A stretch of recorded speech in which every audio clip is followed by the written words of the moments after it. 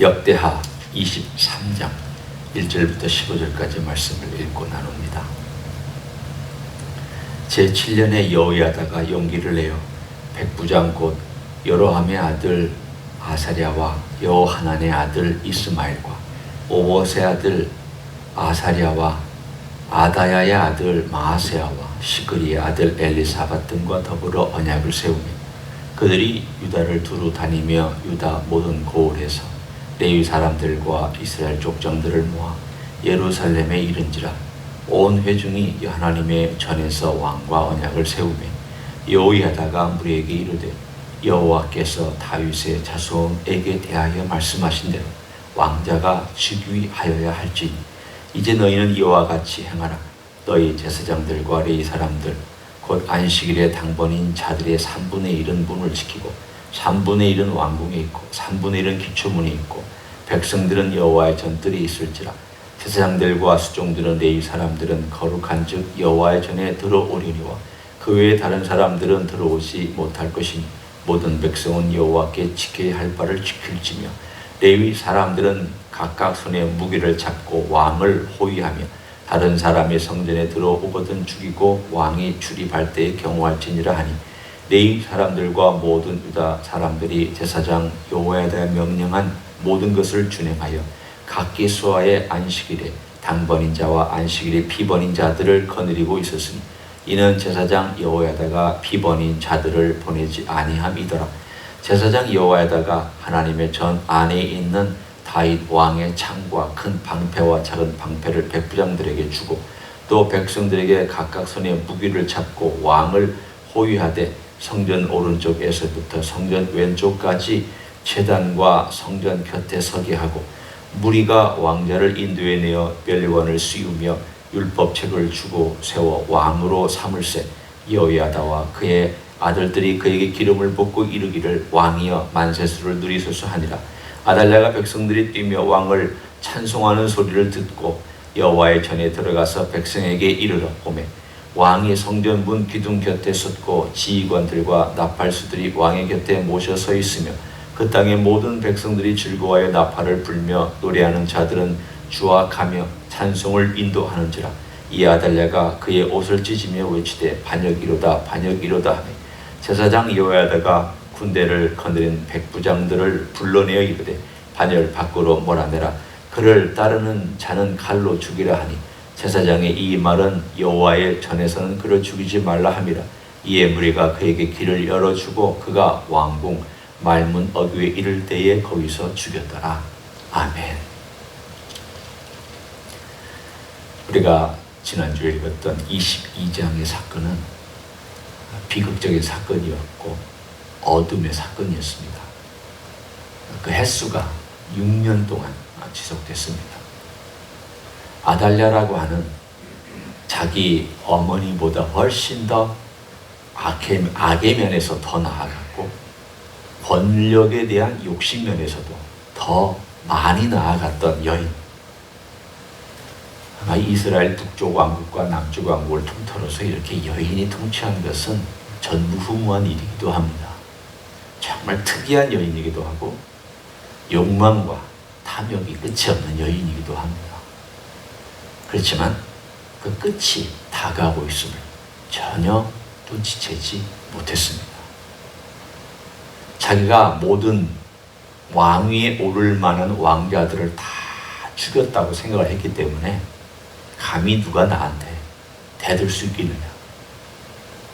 그래서 자기가 천년만년이고 죽을 때까지 그 왕위를 자기 마음대로 조정하며 자기가 좌위에서 이 모든 백성을 다스릴 수 있을 것이라고 그렇게 자신만만했습니다. 그런데 하나님께서 그 어둠 속에서 한 사람, 부부로 말하면 두 사람을 통하여 일하셨습니다. 가난 아기를 데려온 것은 여호사보앗이라 하는 이 제사장의 아내였고 이 아달랴의 딸이었고 그리고 이 아이가 6살 6년이 지나서 7살째 되던 때 그때에 드디어 제사장 여호야다가 계획을 세우고 행동을 취하기 시작했습니다. 오늘 23장에 나와 있는 이야기는 사뭇, 참 역사에 이런 일이 있구나. 그리고 하나님께서 이런 일들을 행하시는구나. 그리고 그 일들을 행하실 때에 이런 사람들을 사용하고 계시는구나. 여호야다가 이때 나이가 많습니다. 오늘 우리가 이 일을 이야기하기 위해서 여호야다가 도대체 몇 살쯤 되었을까를 생각해 보면 다음 장 15절에 보면 그가 죽을 때 130세입니다. 그리고 이 왕이 7살에 왕좌에 올라가서 40년을 다스립니다. 그러므로 요 일을 행할 때가 나이가 90입니다. 빼낼 때가 84세, 3세입니다. 그 왕좌를 깐난하기 위해서 성전에 숨길 때가 83, 4세. 그리고 이 일을 도모하며 드디어 왕좌를 세울 때가 90세. 그 시대에 사실은 그렇게 오래 살지 않던 시대입니다. 이미 사람들이 왕들 사는 걸 보면 압니다. 50세, 60세, 많아야 70세. 요 정도 사는 그런 때에 90세 때 이 일을 하고 있는 것을 한번 생각해 보십시오. 아니 90세에 무슨 혁명이야. 자기 목숨 걸 일이 뭐 있을까? 물론 많은 그 분들이 나이 든 분들이 뭐 나는 지금 죽어도 상관이 없어 이렇게 말씀들을 하시지만 그러나 막상 목숨 걸 일이 있으면 쉽지 않습니다. 오늘 90세에 사실은 할아버지입니다. 나이가 많이 들었습니다. 자기 동년배들은 다 지금 죽어서 없습니다. 자기만 90세로 유독 오래 살아남아 있습니다. 그런데 오늘 이 일을 계획하고 있는 이 사람에 대하여 오늘 성경은 뭐라고 얘기하고 있는가를 우리가 봐야 합니다. 그것이 바로 첫 번째 1절에 나와 있는 내용입니다.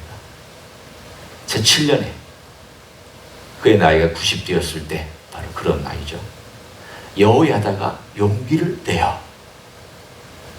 여기서 용기를 내어라고 하는 이 단어가 바로 23장을 이해하는 첫 번째 키워드입니다. 나이 90에 용기를 낸다. 나이 90에 행동을 취한다. 나이 90에 변화를 가져온다. 나이 90에 자기 목숨을 건다. 나이 90에 자기 목숨뿐만이 아니라 자기 집안에 목숨을 걸고 있다. 이 일이 성공하면은 하나님께 영광이 돌릴 수 있지만도 만약에 실패하면 자기와 자기 집안과 그리고 근처에 있는 모든 사람들은 다 죽임을 당하는 그런 위험한 일에 대하여 그가 용기를 내었다라고 성경은 말씀하고 있습니다. 대단하지 않습니까? 우리에게 주는 메시지가 분명하지 않습니까? 하나님의 사람은 환경, 조건, 나이, 배경 이걸 따지지 않는구나. 저는 나이가 많이 들어서 그것도 아니고 저는 능력이 부족해서요. 그것도 아니고 저는 일할 만한 사람이 없어서요. 그것도 아니고 그 모든 것을 따지지 아니하고 하나님의 사람은 용기를 낼 수 있다. 분명히 성경에 말씀하기를 하나님을 아는 백성은 용기를 바란다. 용맹을 바란다. 라고 나옵니다. 그럼 하나님을 아는 백성이라는 게 뭘까? 하나님을 아는 백성의 그 이야기가 오늘 여호야다의 그 왕자를 숨기는 과정부터 그의 아내가 숨기는 이 부부가 행한 모든 일부터 이미 그 전에 그런 삶을 살아왔겠지만 그 일부터 오늘 여기 그 다음 있는 모든 일들까지 그의 모든 행위가 하나님을 아는 백성으로서의 한 걸음 한 걸음 걸어가고 있음을 보여주고 있습니다. 하나님 원하시는 게 뭐냐? 아달랴가 다스리는 것이 하나님이 원하시는 것이 결코 아닙니다. 그러나 왕자가 아직 때가 안 됐을 때 세울 수 없습니다.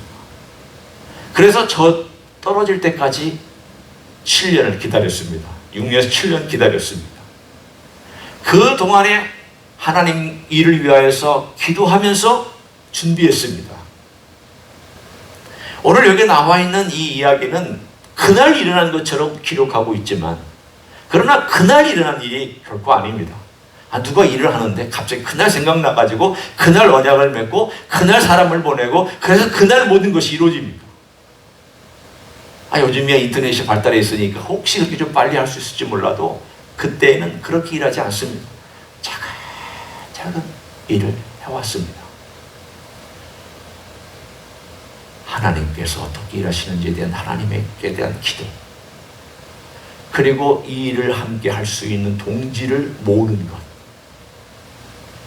믿을 만한 동역자를 모으는 것.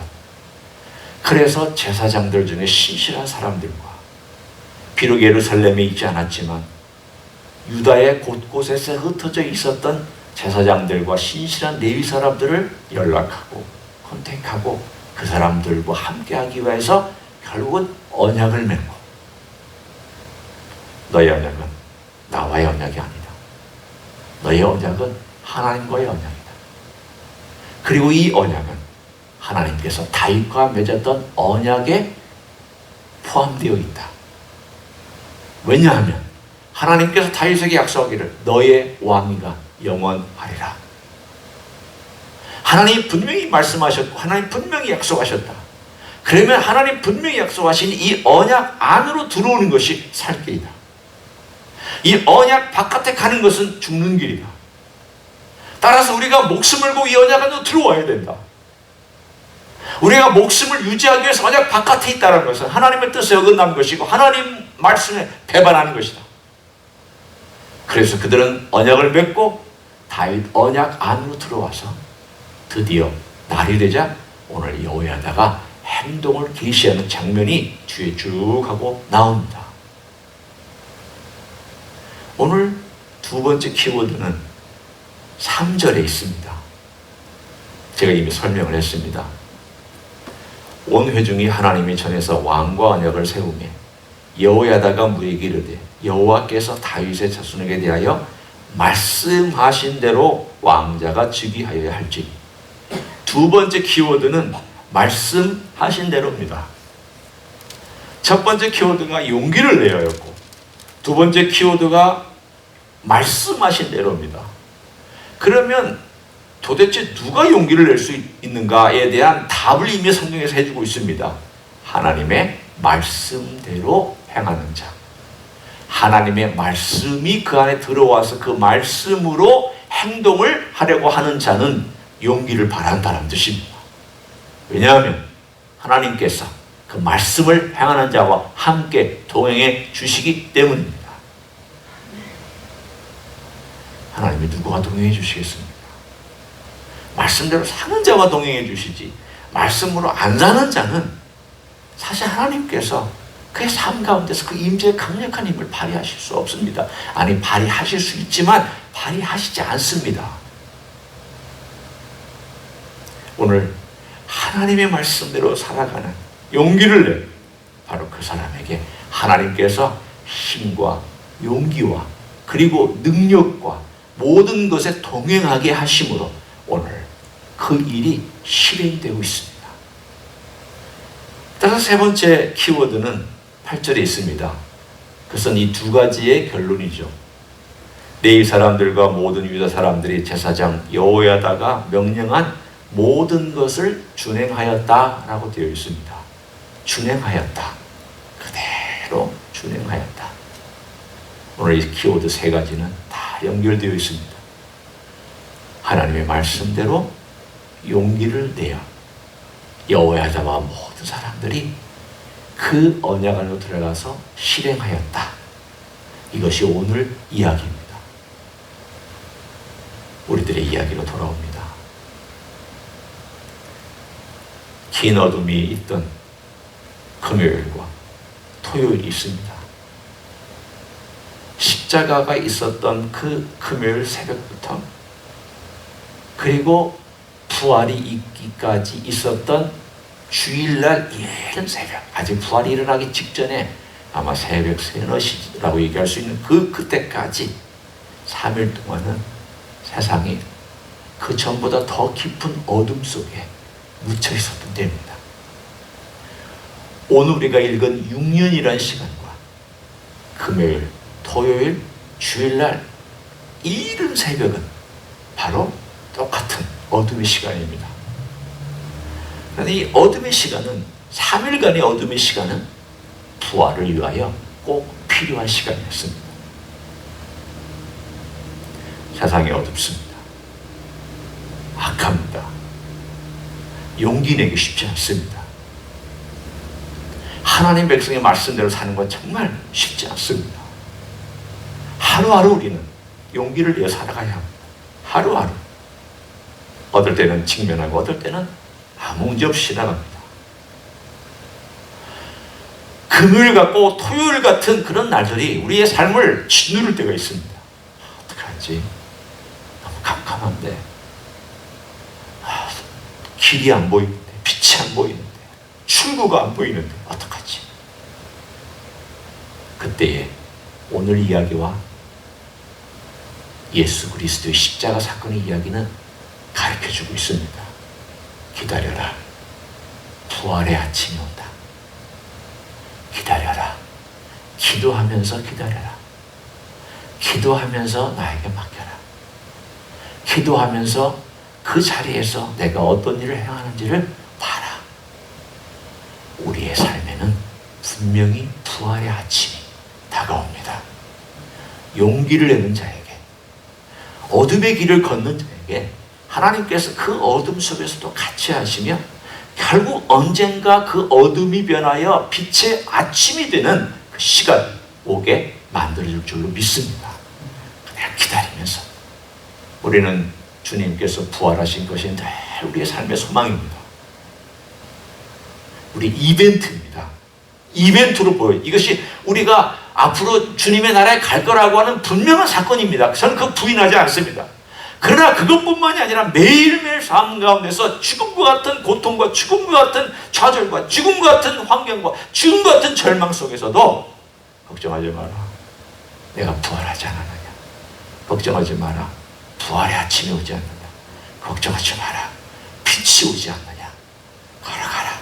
내가 함께한다. 그날이 온다. 그날이 온다. 우리에게 주시는 그 날이 오는 것을 믿고 오늘도 믿음으로 승리하시는 여러분 되시기를 예수님의 이름으로 간절히 축원합니다. 기도하겠습니다. 하나님 아버지, 6년이라는 시간이 지나고 나서 놀라운 7년째 하나님의 역사가 일어났습니다.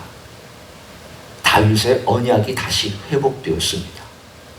그 약속은 하나님께서 영원하게 약속해 주신 것이기 때문에 회복되어야 하고 지켜져야 하고 이루어져야만 했습니다.